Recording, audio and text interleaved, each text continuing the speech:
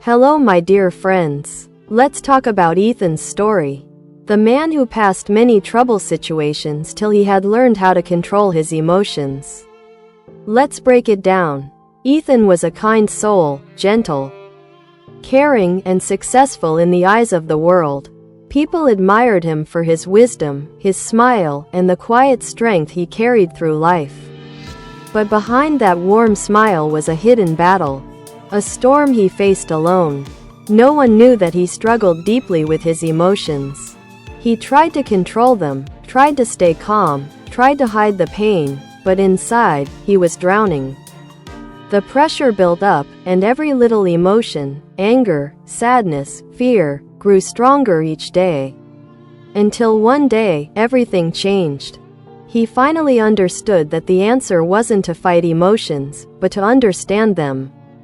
He learned the tips, the techniques, the practices that helped him master his emotional world.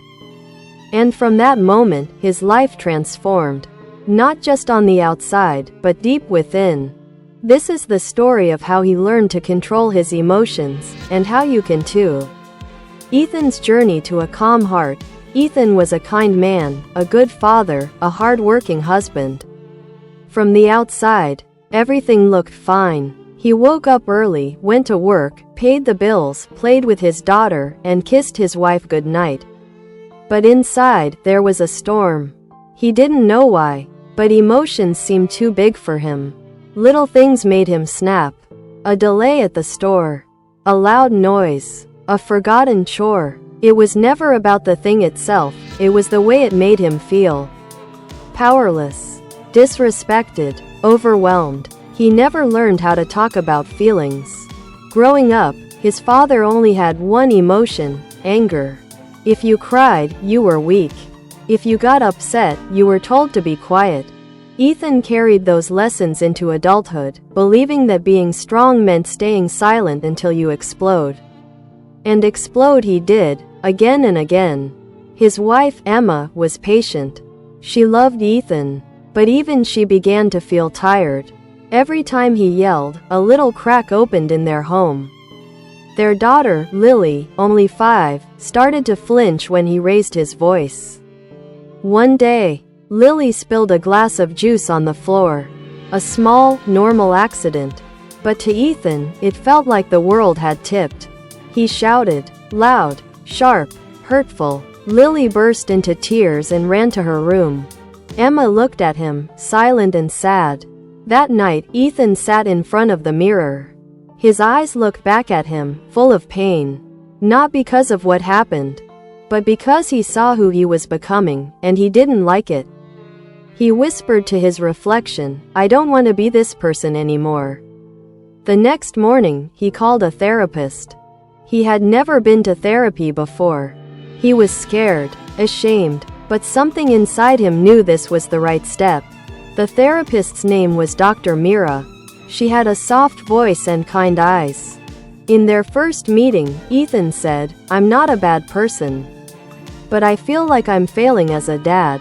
Dr. Mira replied, You're not failing. You're waking up. She explained that emotions are like messengers. They show up to tell us something. Anger, sadness, frustration, they aren't the enemy. The problem is how we respond to them. Ethan began to learn, slowly, gently. Every session opened a door inside him. He started practicing awareness. Each day, he wrote in a little notebook, What am I feeling? Why? He discovered that his anger was rarely about the moment, it was old pain bubbling up. He felt unimportant at work, tired at home, worried about money. These feelings gathered inside him like steam in a pressure cooker. And when one small thing went wrong, it all burst out. Dr. Mira gave him simple tools. When he felt his heart beating fast, he would pause, take 3 deep breaths, name the feeling. I feel frustrated. I feel overwhelmed. He learned to count to 10. To step outside for fresh air. To speak slowly, even if his mind raced. He also began to understand his body. He noticed that after poor sleep, his emotions were sharper. After long screen time, his patience was thin. So, he made small changes, sleeping earlier, eating better, walking every evening. He turned off his phone during dinner. He played board games with Lily. He started to listen, really listen, to Emma without planning what to say next. One evening, Lily dropped a bowl of rice. She looked up, scared, expecting his anger. But Ethan smiled, took a breath, and said, "It's okay, sweetie. Let's clean it up together." Her eyes lit up. She ran into his arms and said, "You didn't shout." That moment felt like sunlight in his soul. Ethan kept going. He wasn't perfect. He still had bad days. But now, instead of breaking things, he would step back. Instead of yelling, he would walk away for a moment. He talked to Emma, apologized when he slipped, hugged Lily more, laughed often. He created a space in their home where emotions were safe, not scary. His friends started noticing. "You're calmer now," they'd say. "What changed?" Ethan replied, "I stopped fighting my feelings. I started listening to them." He even made a calm corner at home. A soft chair, a notebook, calming music, and a jar full of kindness notes. Whenever Lily got upset, they'd go there together, sit, and breathe.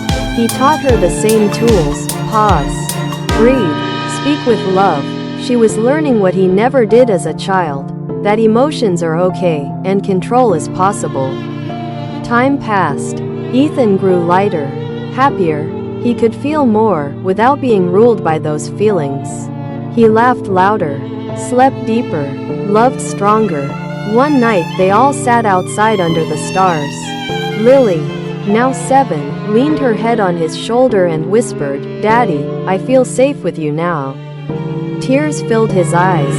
He held her close and knew, this was real strength. Not hiding pain, not pretending to be okay, but choosing peace, even in hard moments. Glowing star final message. A calm heart is the strongest muscle. Glowing star. Ethan's story is all of us. We all carry storms inside. But storms don't have to destroy. When we learn to pause, breathe, reflect, and speak with kindness, we change not only our lives, but the lives of those around us. Controlling emotion isn't about being perfect, it's about being present. About making better choices, even when it's hard.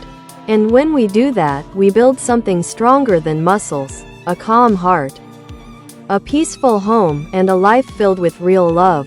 Now let's wrap up the Ethan story with top 10 tricks to control emotions. I recommend this story and 10 top tricks for people who are especially suffering from not controlling their emotions. Let's dive into top 10 tricks. 1. Pause and breathe deeply. When you feel a strong emotion building up, pause for a moment. Take deep breaths, inhale for 4 seconds, hold for 4, and exhale for 4. This simple act can help calm your body and mind before reacting.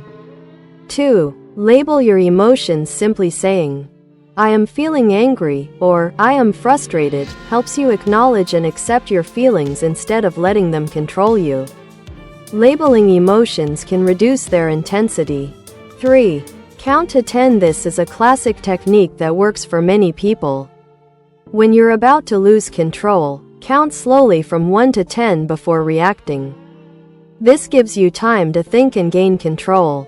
4. Practice mindfulness. Being present in the moment can stop you from overreacting.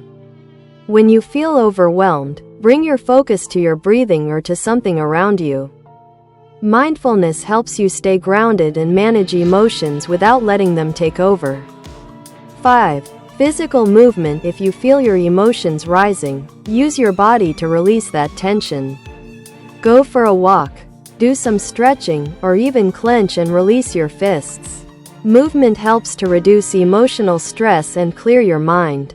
6. Change your environment. If you find yourself in a tense situation, it can help to remove yourself from the environment for a moment.